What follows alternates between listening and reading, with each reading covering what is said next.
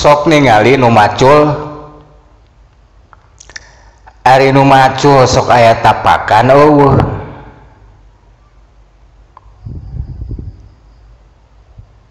Aya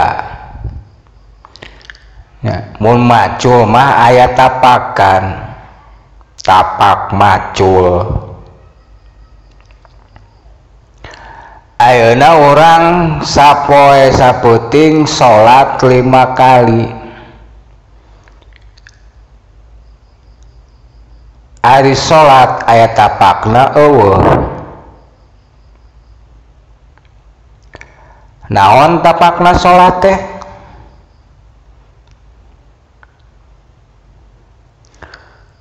Tarang hideung. Jawaban bolon atuh eta mah.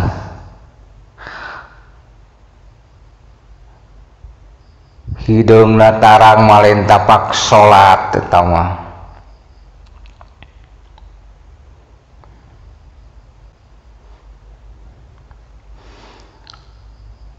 Wadna ge kudu nyaho heula kana salat. Engke meh aya tapakan salatna. Mana aya ceuk harfiahna, aya ceuk falsafahna.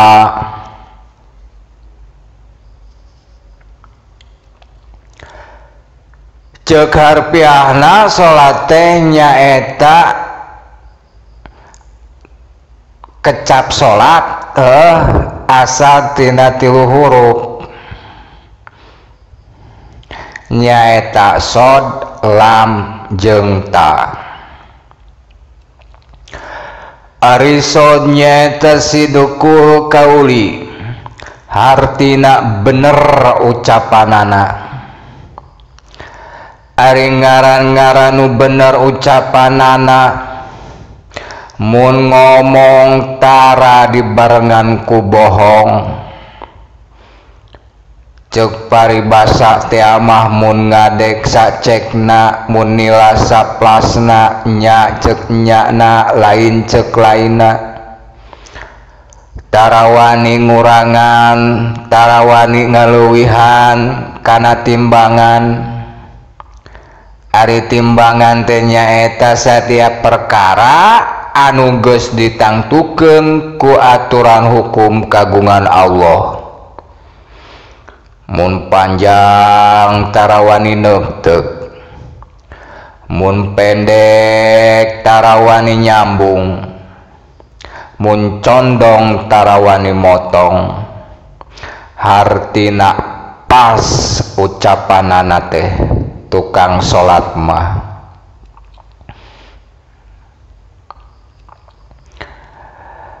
Ari lamna nyaeta layyinul qalbi, hartina leuleus hatena. Ari jama nu leuleus hatena dina prak-prakanana nyaeta sopan, santun, ramah, tamah kasasama, DP handap asor, landung kandungan, lair aisan, tipis lapis, kandel tapel, nete taraje ninca kambalan. Kadituna malapah gedang, tungtungna teu melengkung bekas nyalahan.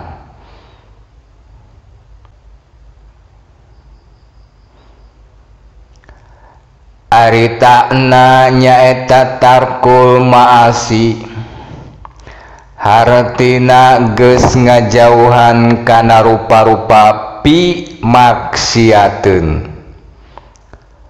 Pi na geus dijauhan, komo maksiatna mah.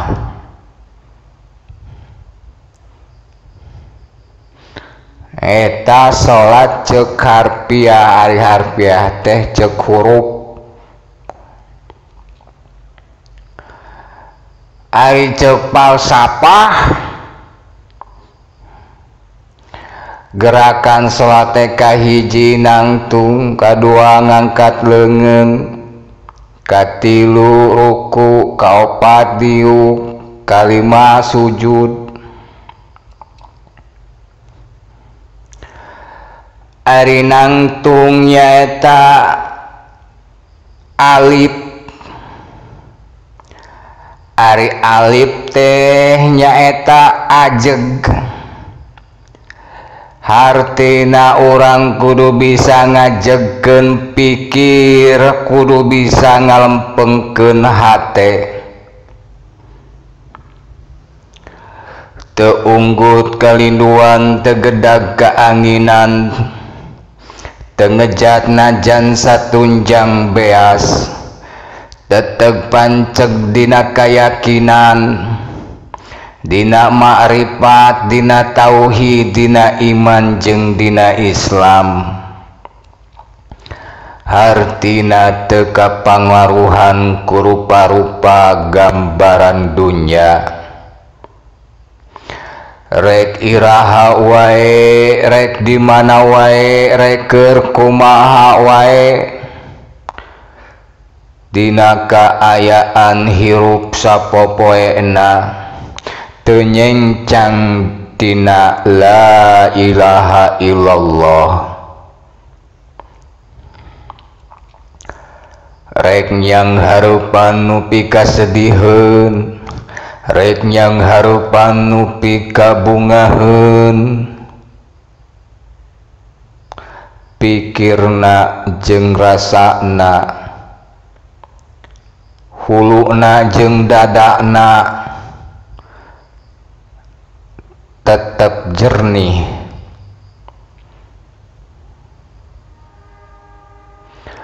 Sabab naon wae perkara nu datang ka urang, nu sanyana, nu saestuna, eta teh mangrupakeun ayat-ayat Pangeran wungkul. Mun yang harupan nu pikasediheun teh,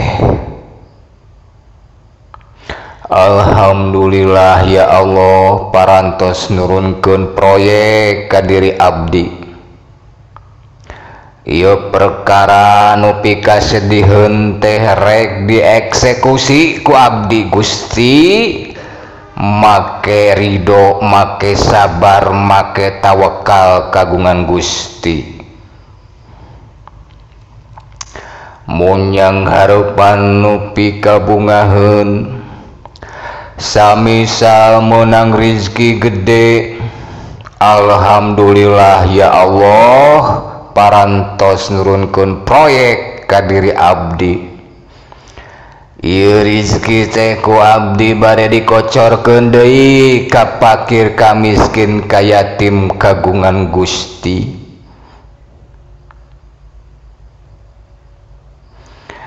Tadi mana urang ngajawabna ku sobar atawa urang ngajawabna ku syukur, hartina urang geus taat ka Gusti Allah. Sabab sobar jeung syukur teh eta mangrupakeun sabagian parentah Allah. Ari ngalaksanakeun parentah Allah naon ngaranna? Ibadah.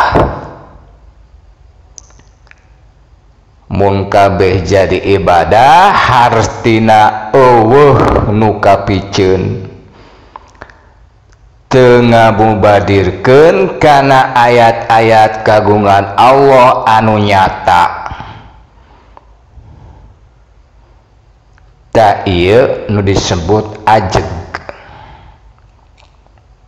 Hartina teu kabengbat ku rupa-rupa alasan dina ngadegkeun pangabdian ka anjeunna.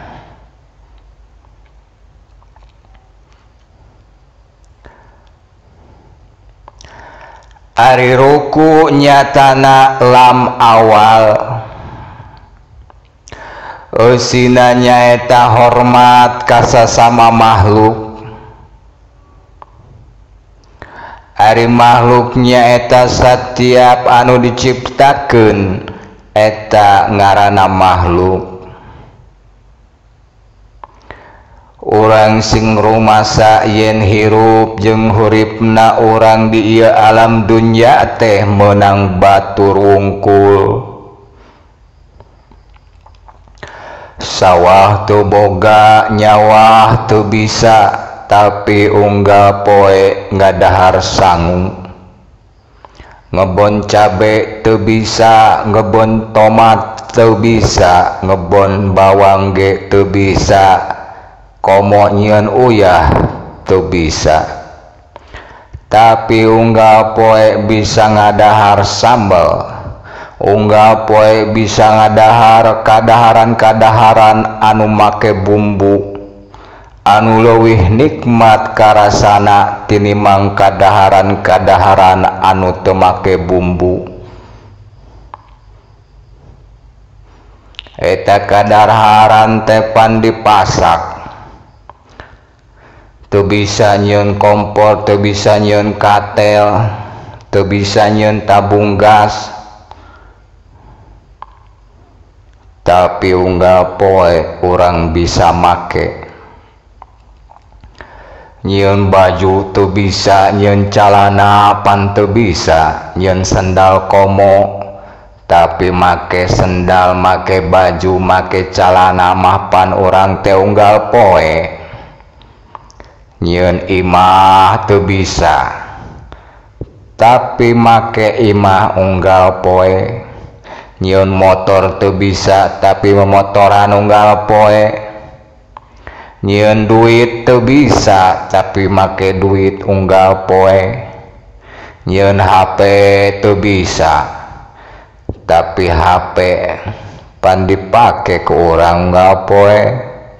Nyieun internet teu bisa, tapi bisa internetan unggal poe. Jadi sakabeh waragad kahirupan nu dinikmati nu dipake ku urang teh lolobana mah meunang batur wungkul. Kusabab eta teh hirup jeung huripna urang ku syariatna mah meunang batur wungkul, matak di dieu urang kudu ngahormat kanu disebut batur. Jadi kasasama manusia nyapon kitu deui ka makhluk-makhlukna anu lain nya. Kanu leutik misalkeun aya remeh dina gado, huapkeun cokot, ngahuapkeunana tong poho bismillahirrahmanirrahim, meh asup jeung barokahna jeung rahmatna. Jadi kudu ngahormat ka sasama makhluk kagungan Gusti Allah, ta eta falsafahna tina ruku. Ari i'tidal teh diuk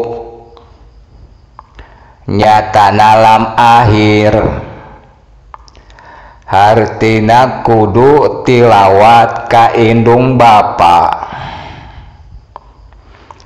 Ceuk falsafah orang Banten mah hana nguni hana mangke, moal aya indung bapa lamun eueuh nini aki, nya kitu deui moal aya urang lamun eueuh indung bapa.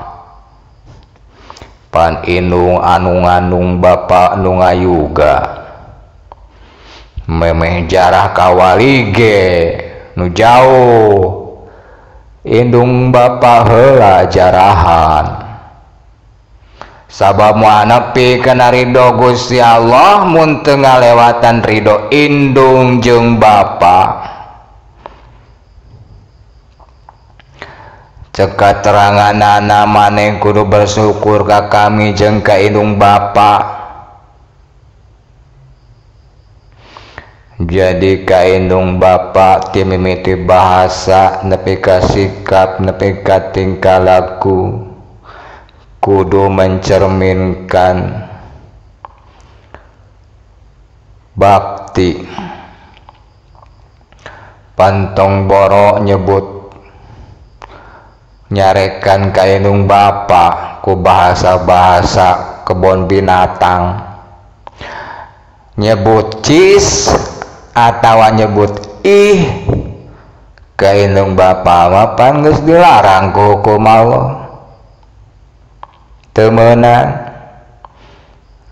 ngadu ngarti tadi dia wajib urang salaku nu jadi anak tilawat ka indung Bapa. Ari tilawat teh sopan santun bakti.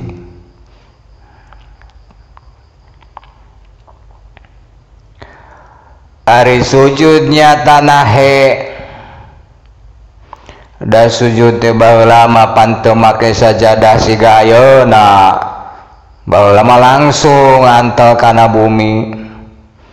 Artina sing inget orang teh asal tidinya, asal tina taneuh bakal balik deui kana taneuh. Taneuh mah pan unggal poe ditincakan, unggal poe dikiihan, unggal poe diisingan ku manusia tara belikan. Sugana aya kacaritakeun taneuh belikan pan hanteu. Artina ya hate orang kudu jembar sing saperti jembarna bumi.